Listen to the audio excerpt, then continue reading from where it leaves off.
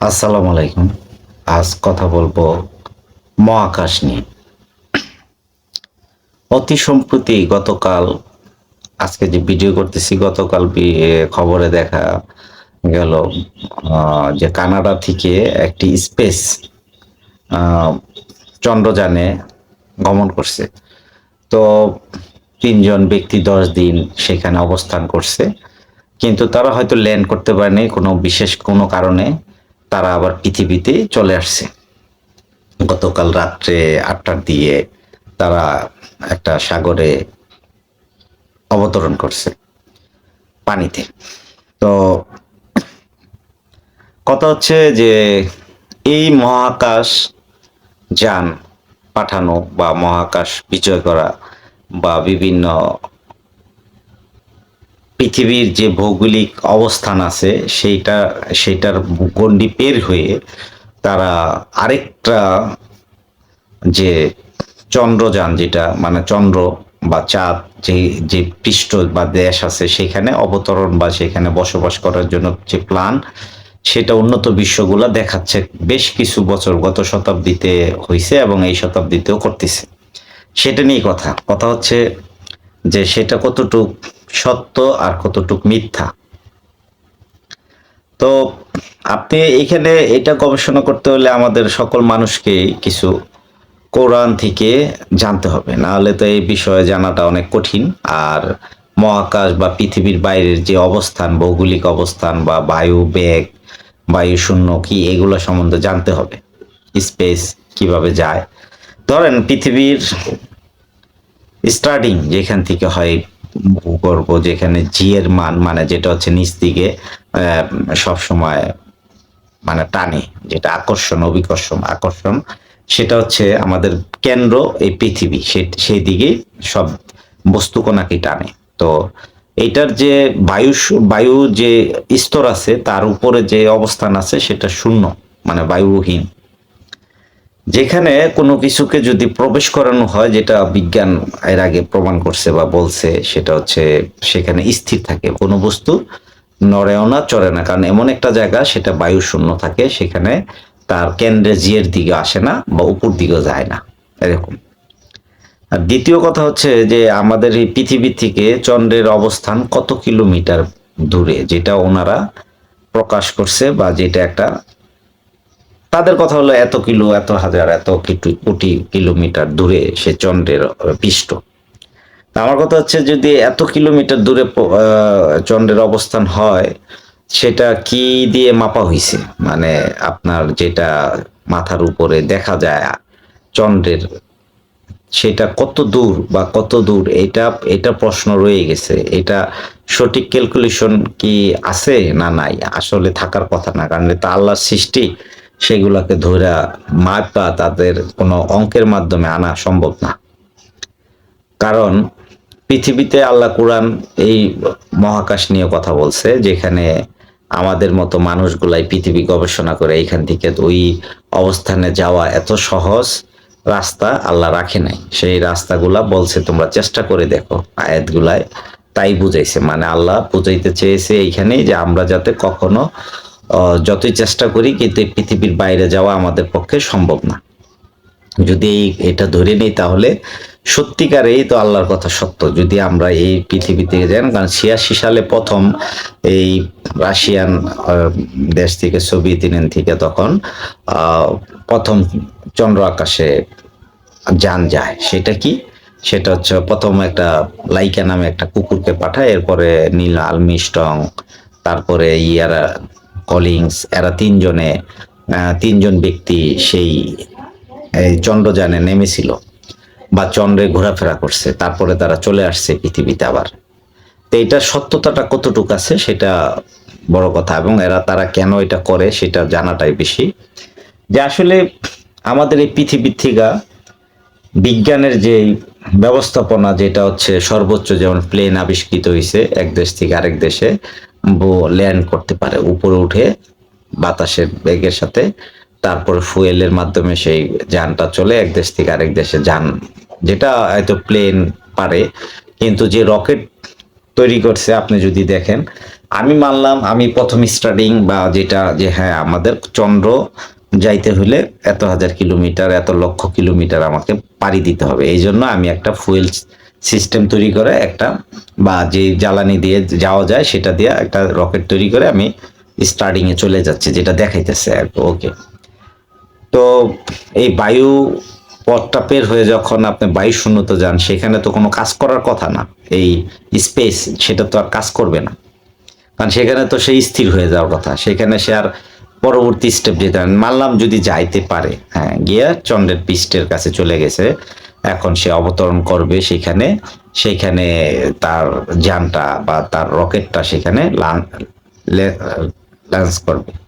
এখন করতে গেলে কি হয়, ওইখানে ধূলিকণার ঝড় আছে, ওইখানে অনেক বাতাসের বেগ আছে, বা বায়ু শূন্য যেখানে সেন বাতাস নেই, তারপরে হয়তো বাতাস থাকতে পারে, সেটা আল্লাহ ভালো জানে, বা যারা গেছে তারা বুঝতে পারতো। এখন ওইখানে কি হয়েছে, ওই প্রদেশে যখন আপনি যাচ্ছেন, তো ওই পৃথিবীর বাইরে চলে গেলেন। এখন প্রথম প্রশ্ন হলো যে কোনো মানুষকে, সে বিজ্ঞানী হোক আর হলো সায়েন্টিস্ট হোক, যেই হোক, যে কোনো সাধারণ একজন রিক্সাওয়ালা হোক, যদি কাউকে বলা হয় যে এই একটা স্পেসে চলবা, তোমার পৃথিবীর বাইরে নিয়ে যাবে, ওখান থেকে আবার তুমি ফিরে আসবে এই পদ্ধতিতে, সে কিন্তু কেউই রাজি হবে না। আমার বিশ্বাস পৃথিবীতে একটা পাগল ব্যতীত কোনো বুঝমান মানুষ কখনো এই স্পেসে চলে সেই পৃথিবীর বাইরে যাইতে চাবে না, কারণ তার জীবনের মূল্য তার কাছে সর্বোচ্চ সেরা। কারণ সে ভয় পাবে যে এখানে গেলে হয়তো তার মৃত্যু ঘটতে পারে, সে পৃথিবীতে ফিরে নাও আসতে পারে। তার মানে কেউ উঠার কোনো সম্ভাবনাই নাই। আচ্ছা, তারপরও তারা হয়তো 3 জন করে যাচ্ছে, গেল। তো ওইখানে ল্যান্ড করতে হলে তাকে ওইখানে একটা স্টেশন লাগবে, তাকে ওইখানে মাটিতে বসার জন্য, বা ওই যে সারফেস আছে ওইখানে যদি ল্যান্ড করে, তাহলে ওই ধরনের যান করতে হবে। শুধু খাড়া উঠলে হবে না, ওইখানে হয়তো তার, যেমন আমাদের প্লেনগুলো অনেক উপরে এসে আবার যখন ল্যান্ড করে তখন তার চাকা নামাইতে হয়, তাকে ওইখানে স্পিড থামাইতে হয়, এগুলোর উপরে তাকে করতে হয়।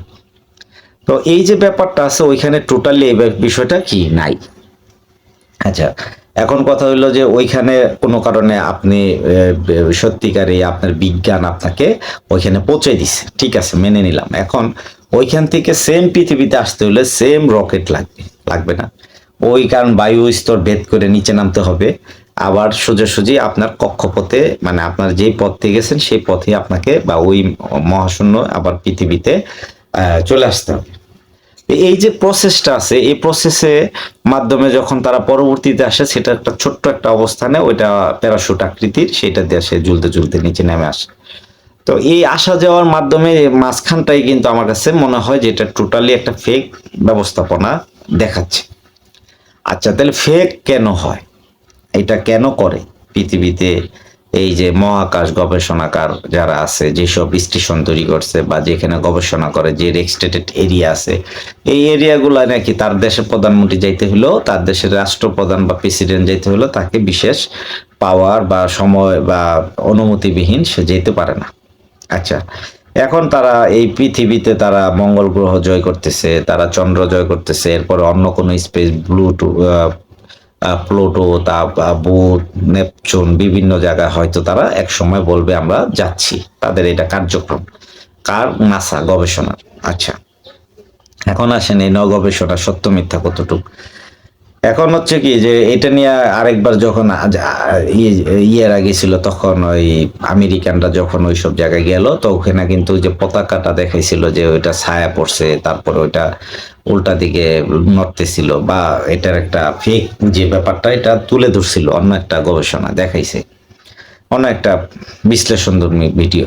তো এখন কথা হচ্ছে যে যেখানে আল্লাহ আমাদেরকে পৃথিবীর বাইরে যাওয়ার কোনো পথই রাখে নাই, একমাত্র মৃত্যুর পর আপনার আত্মাকে ট্রান্সফার করে সে অন্য জায়গায় নিয়ে যেতে পারে, সিজিন এবং ইলিয়ান এইখানে, অথচ মানুষ তার স্বসম্মিত বডি একবারে ওইখানে পৌঁছবে এরকম যান তৈরি করে তারা চলে যাবে। এটা মহাকাশ ভিত্তিক গবেষক যত কিছু সত্যতা বলে, আমি আমি হয়তো এটাকে নিজের থেকে বলতেছি না, বোঝার জন্য বলতেছি যে এটা সত্যতাটা ওই পরিমাণ পৃথিবীতে কারো কাছেই নেই।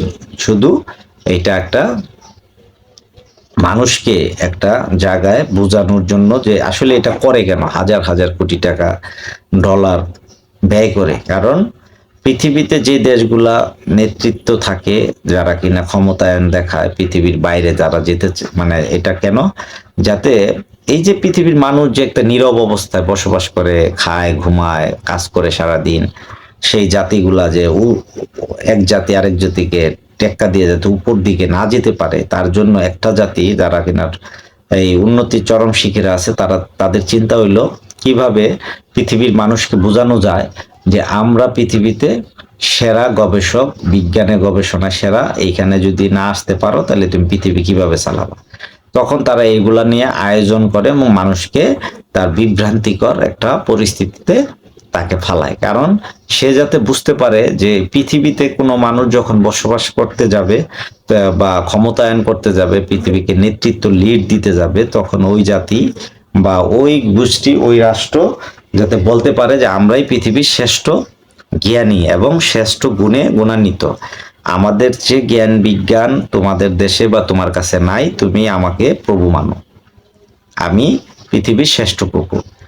যদি তাদের এই গবেষণা সাকসেসফুল সত্যিকারে হইতো, তাহলে সেই 86 সালে লাইকা নামে যে কুকুরটা প্রথম গেছিল সোভিয়েত ইউনিয়ন থেকে, তাহলে গবেষণার মাত্রা এখন এইখানেই থাকতো যে আমাদের দেশের অন্তত পৃথিবীর সবচেয়ে ধনী বা সবচেয়ে টাকাওয়ালা 5টা পরিবার, যাদের কাছে অনেক অর্থবিত্ত এবং যাদের অনেক সম্পদ ছিল, যাদের কিছু ছিল, তারা ওইখানে অন্তত এই আমরা যেমন বিভিন্ন জায়গায় ঘুরতে যাই গবেষণায়, তাদের রাষ্ট্রপ্রধান বা যারা আছে তারা এরকম ওই সব জায়গায় ঘুরতে যেত, যেটা আবিষ্কৃত করার পরে ভালো লাগার, বা বিজ্ঞানীরা যেত এখানে থাকতো বা ওদের বাড়িঘর হইতো, ওইটা বাস্তবিক নিয়ে আসতো, কিছু লোককে ট্রান্সফার করার ব্যবস্থা করতে পারতো যে এইখান থেকে ওইখানে থাকো তোমরা। তো এই গবেষণার মাত্রা ওদের কাছে কি আছে, ওরা ওইখানকার মাটি কিনে আসলো, ওইগুলা গবেষণা করতেছে, পানির জীবন বাঁচার জায়গা আছে কিনা। তা আসলে পৃথিবী ধোকায় আমরা পড়ে গেছি। যেমন যুদ্ধ খেলা একটা ধোকা, পৃথিবীতে একটা সর্বময় যুদ্ধের পরিস্থিতি ডঙ্কা বাজাচ্ছে, বিভিন্ন দেশের উপরে কিছু জায়গা ভাঙচুর করতেছে সত্যতা বিলিভ করার জন্য, আর ওই রাষ্ট্রকে তার বুঝ দিয়ে তাকে ডেভেলপমেন্টে নিয়ে আসা। আপনি স্বাভাবিক দেখেন যে কটা দেশের সবচেয়ে মজার বিষয় যে পৃথিবীতে যদি আমেরিকার সাথে যাদের যুদ্ধ হয়েছে, যারা পৃথিবীতে এখনো টিকে আছে যুদ্ধ করে, তারা দেখেন খুবই উন্নত রাষ্ট্রের দিকে যাচ্ছে। তো আমি একটা জিনিস মনে করি, সুসংবাদ বা দুঃসংবাদ যাই হোক, যে আমেরিকার সাথে সত্যিকারের যুদ্ধ নয়, কোনো ফেক যুদ্ধ যদি চুক্তিবদ্ধ হয়ে থাকে কোনো দেশের, আমার বিশ্বাস ওই দেশে কোনো লাভবান এবং খুবই ভালো, তারা ভবিষ্যৎ প্রজন্মে তার রাষ্ট্র ব্যবস্থাপনায় তারা সর্বোচ্চ পৃথিবীর সেরা জায়গায় চলে যাবে উন্নতির। তার অধিকাংশ প্রমাণ আছে, যেমন বিগত রাষ্ট্র যেমন আপনার জাপান, তারপরে ভিয়েতনাম, তারপরে আসেন এখন বর্তমানে এশিয়াতে লাস্ট যুদ্ধে তারা চলে গেল, সেটা হচ্ছে এই একটা নাম কি বলে, আফগানিস্তান। তাদের অর্থের টাকার মান দেখেন আমার থেকে কতদূর বেশি শক্তিশালী করে দিচ্ছে, যাতে এখন তারা পৃথিবীতে বড় শক্তিশালী একটা রাষ্ট্র হিসেবে দাঁড়াইতে পারে। এক নম্বর। দ্বিতীয় নম্বর হচ্ছে, আমেরিকার সাথে আপনার যুদ্ধ লাগলে কি আপনি ধ্বংস হবেন? হ্যাঁ হবেন, যদি আপনি তার বিরুদ্ধে, পেট্রো ডলারের বিরুদ্ধে তার রাষ্ট্র ব্যবস্থাপনা হুঙ্কার ভয়ঙ্কর কিছু হয়ে যান, থ্রেট স্বরূপ হন, তাহলে আপনার যুদ্ধ বা আপনার প্রতি যে পরিমাণ ব্যবস্থাপনা তারা নিবে, সেটা আপনার জন্য ধ্বংস ছাড়া কিছু না। আচ্ছা, আর যারা তার সাথে পৃথিবীর তাদের যে কার্যক্রম আছে এগুলোর মধ্যে যদি আপনি পড়ে যান, ধরেন আপনি কোনো কারণে এখন ইন্ডিয়াকে ধ্বংস চায়, আমেরিকাও চায়, তার ভিতরের কার্যক্রমটা এরকম যে পৃথিবীতে যে শক্তিশালী দেশ তাকে থ্রেট স্বরূপ নিয়ে আসতে পারে, তার রাষ্ট্রের জন্য হুমকি স্বরূপ হয়, সেই দেশকে সে ঘুরিয়ে তার অর্থনৈতিক বাজার, তার সমাজ ব্যবস্থাপনা, তার বিজ্ঞানের ব্যবস্থাপনা, তার সামাজিক যে ব্যাপার আছে, এটাকে নিচে নিয়ে যাওয়ার জন্য যে ব্যবস্থাপনা তারা ধরবে, সেটার সাথে যদি আপনি কোনো কারণে অ্যাড হইতে পারেন, সেখানে কোনো প্ল্যানিং এ থাকতে পারেন, তাহলে আপনার জন্য উন্নতি। ঠিক আছে, মিত্র দেশের মতো।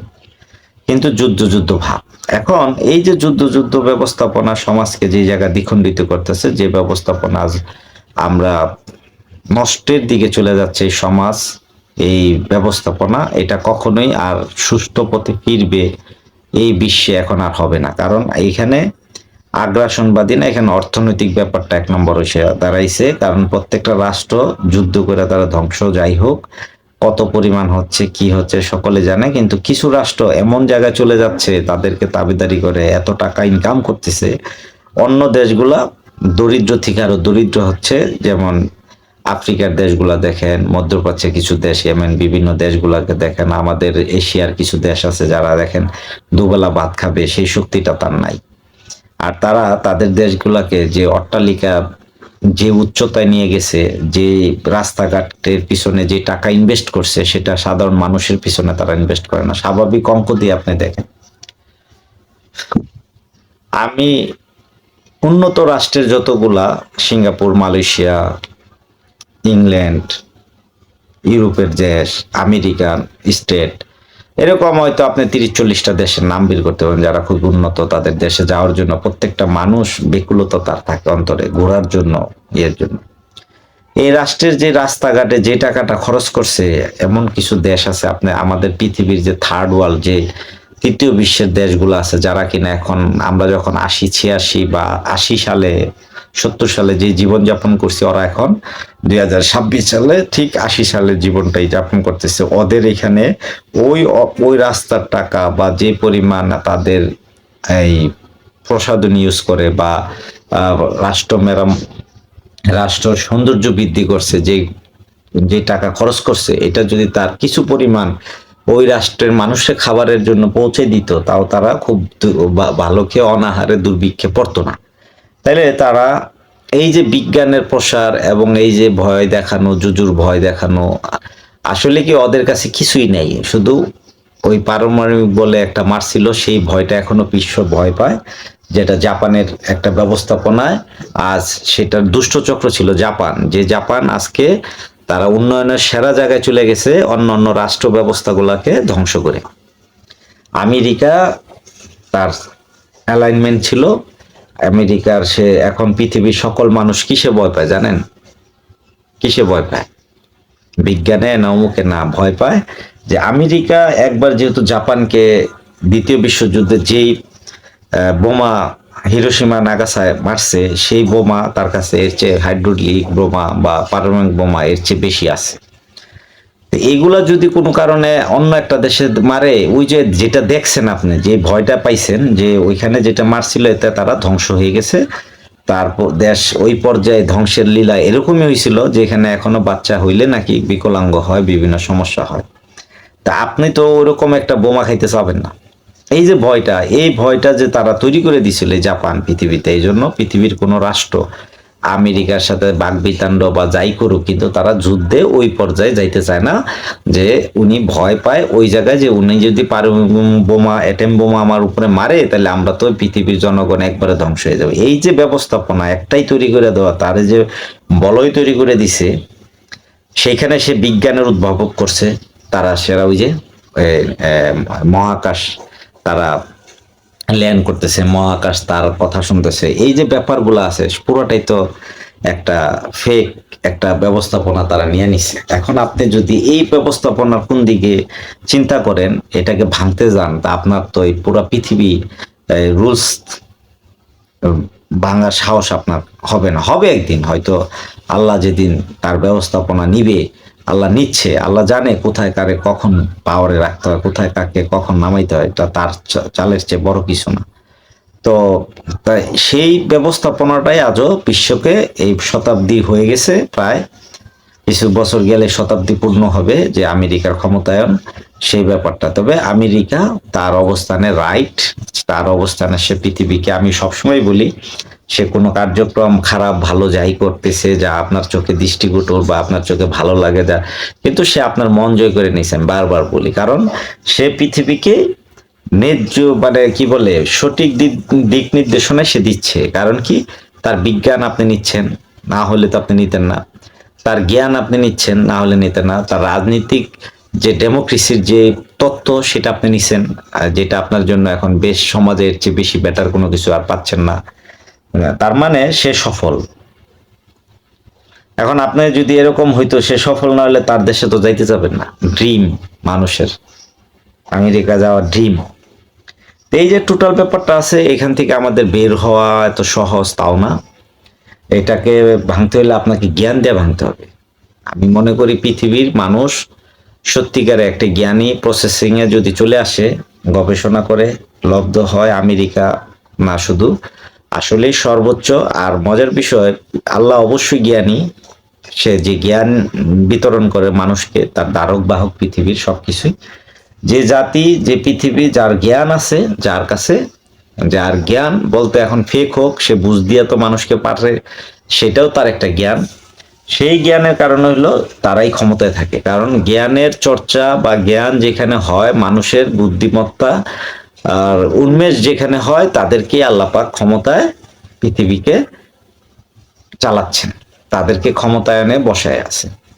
এখন আমাদের ভুল হলো এখানে যে আমরা এই জ্ঞানের চর্চা আমাদের দেশে কোনো একজন জ্ঞানী ব্যক্তিকে পেলে তার সম্মান না অসম্মান, তার জ্ঞান চর্চার জন্য কোনো প্রসেস দেওয়া, তার জন্য ফ্যাকাল্টি তৈরি করা, তাকে উন্মুক্ত কাজ করতে দেওয়া, এরকম কোনো অবস্থান আমাদের নাই। আমাদের দেশে জ্ঞানী মানুষের কোনো কথা বলবে না। কারণ আপনি তাকাই দেখেন, যখন কিনা কোনো একজন মন্ত্রীকে আপনি মন্ত্রী বানাচ্ছেন, এইখানে 10 জনের প্রতিযোগিতা হচ্ছে না। এই 10 জন মানুষের ধরেন 10 জন মানুষ আছে, যেই ধরেন একজন এলজিডিআই মন্ত্রী বা স্থানীয় মন্ত্রী বা বাণিজ্য মন্ত্রী, এই ব্যাপারে আরো যে ব্যক্তিকে আপনি তৈরি করছেন তার পাশে আরো 10 জন 15 জন আছে যারা এই সমমানের চিন্তা ভাবনা বা তার চেয়ে উন্নত চিন্তার আরো কয়েকজনের আছে। কিন্তু এটা যে আপনি বাছাই করবেন, এর যে একটা পদ্ধতি যে থাকার দরকার, যে এইখানে আমি কর্মসংস্থান মন্ত্রণালয় করছি বা বাণিজ্য মন্ত্রী করছি, এই বাণিজ্যের ব্যাপারে কোন ব্যক্তি বেস্ট পলিসি নিতে পারে বা যে বেস্ট জ্ঞানী, তাকে আমরা বের করে তাকে ওইখানে ওই চেয়ারে বসাবো, সেই পদ্ধতি আমার দেশে নেই। তাই সঠিক লোকটা ওইখানে বসতে পারতেছে না। সঠিক কাজের লোক যে কিনা তার মেধা জ্ঞান এখানে ডেভেলপমেন্ট দিলে পৃথিবীটা চেঞ্জ আসতো, তার পৃথিবী, তার দেশ, পৃথিবী এটা চেঞ্জ আসতো, সেটা হয়নি। তো আমরা এখন এগুলার একটা প্রসেসের মধ্যে দিয়ে যাচ্ছি। হয়তো একটা সময় আসতে পারে, আসবে না, আসবে অবশ্যই, যেদিন এই উপলব্ধি হবে যে আমাদের শিক্ষামন্ত্রী সে শিক্ষার যে ব্যবস্থাপনাটা হাতে নিছে সেটা কোন জায়গায় ডেভেলপ করলে মানুষ সত্যিকার উপকৃত হবে। ঠিক আছে, এই নিয়ে আরো এপিসোড করা দরকার, চিন্তা আমি করব। তা আমার বিশ্বাস আমরা পরিকল্পনায় হারাই যাওয়ার জায়গা নেই, আমাদের পরিকল্পনা আগায় যাইতে হবে। পরিকল্পিত সমাজ ব্যবস্থাপনার জন্য আমি আমেরিকা বিদ্বেষ হিসেবে নেওয়া যাবে না। তাদের প্ল্যানিং গুলা যদি আমি আপনি বুঝতে পারি, আমাদেরকে চিন্তাধারার ভিতরে রাখতে পারি, তাহলে আমাদের জাতি উন্নত যদি করতে পারি, আমরাও পৃথিবীকে শাসন করতে পারি, আমরা পৃথিবীকে পথ দেখাইতে পারি, আমাদের জ্ঞান দিয়ে পৃথিবী চলতে পারে। এখন আমরা তাদের সবকিছুই নিতে হয়, আমাদের একটা সুই তৈরি করার মতো মেশিন তৈরি করতে পারি নাই, আমাদের দেশে একটা জাহাজ প্রকল্প উন্নয়ন করতে পারি নাই, বিল্ডিং ইমারত গুলাকে সর্বোচ্চ পৃথিবীর যে টাওয়ার তৈরি হচ্ছে তাদের চেয়ে উন্নত কিছু করার এবিলিটি আমাদের কাছে নাই, জ্ঞান চর্চা নাই। তাহলে আমরা তো তাদেরকে গোলাম হিসেবে তাদের কাছ থেকে কিনে আনতে হবে বা খরিদ্দার হিসেবে আনতে হবে, গোলাম হিসেবে তাদেরকে প্রভু মানতে হবে, এটাই নিয়ম। তো এটার জন্য পৃথিবী একজন না একজন লিড দিবেই। আজ যদি আমেরিকা দেয়, কাল হয়তো আরেকজন দিবে, কিন্তু কেউই তার স্বার্থ ব্যতীত দেখবে না।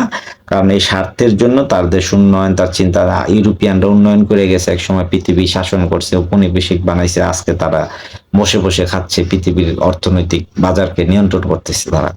তা আমাদেরকেও উচিত যে জ্ঞানে অরিজিনালি পৃথিবীকে চেঞ্জ করতে হলে আমাদের জ্ঞান বিজ্ঞানে মস্তিষ্ককে ওইখানে ডাইভার্ট করতে হবে, ওই চিন্তার মধ্যে থাকতে হবে। তো ভালো থাকবেন। সকলের চিন্তাধারার সাথে মিল নাও হইতে পারে, তা আমাদের চিন্তা আপনার চিন্তা একই হইতে পারে, নাও হইতে পারে। তো ভালো থাকবেন। আসসালাম।